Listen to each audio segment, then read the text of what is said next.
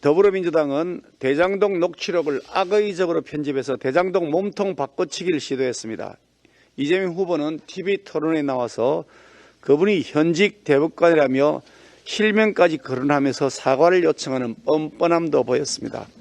그런데 최근 대장동 몸통을 가리키는 핵심 인사의 구체적 진술이 밝혀지고 있습니다. 민주당과 이재명 후보가 그동안 왜 금방 들통날 거짓말을 하고 대장동 특검법을 악착같이 막아왔는지 알 수 있습니다.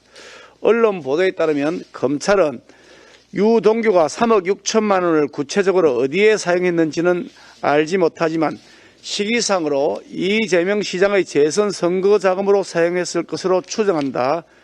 제가 하는 말이나 녹취록이 일찍 공개됐으면 후보가 바뀌었을 수도 있겠다라고 하는 남욱의 진술을 확보했다고 합니다.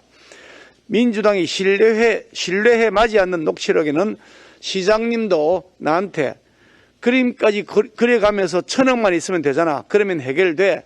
나는 그러면 대장동이든 뭐든 관심 없어라고 했다는 통화 내용이 담겨 있다고 합니다. 액수와 내용이 상당히 구체적입니다. 평범한 국민들은 평생 꿈꾸지도 못하고 구경도 하지 못할 1,000억이라는 막대한 자금이 왜 필요했는지 혹여 선거 준비 자금을 마련하는 것은 아닌지 하는 국민적 의혹이 증폭되고 있습니다. 또한 당시 이재명 후보가 결재권자로서 대장동 민간 사업자 일당의 편의를 봐주는 조건으로 상당한 혜택을 취했다는 합리적 의심이 들지 않을 수가 없습니다. 그런데도 검찰은 당시 결재권자인 이재명 후보에 대한 소환 조사 한번 진행하지 않고 있습니다. 작정하고 몸통을 은폐하고 있는 것입니다. 검찰의 의도적 부실 수사와 집권 여당의 계획적인 방해로 대선 전에 대장동 특검법 처리는 물 건너갔습니다.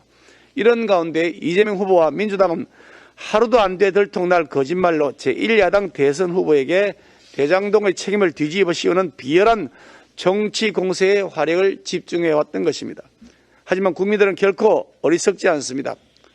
거짓말을 밥 먹듯이 상습적으로 해대고 거대한 권력형 부정부패를 설계하고 혈세로 만들어진 법카로 자기 집에 샌드위치 배달시켜 먹어치우는 공금 횡령 비리를 저질러 놓고서도 부끄러움이라고는 도무지 찾아볼 수 없는 이러한 구태 후보를 국민들은 반드시 심판할 것입니다. 정권 교체야말로 진짜 정치 개혁의 출발입니다.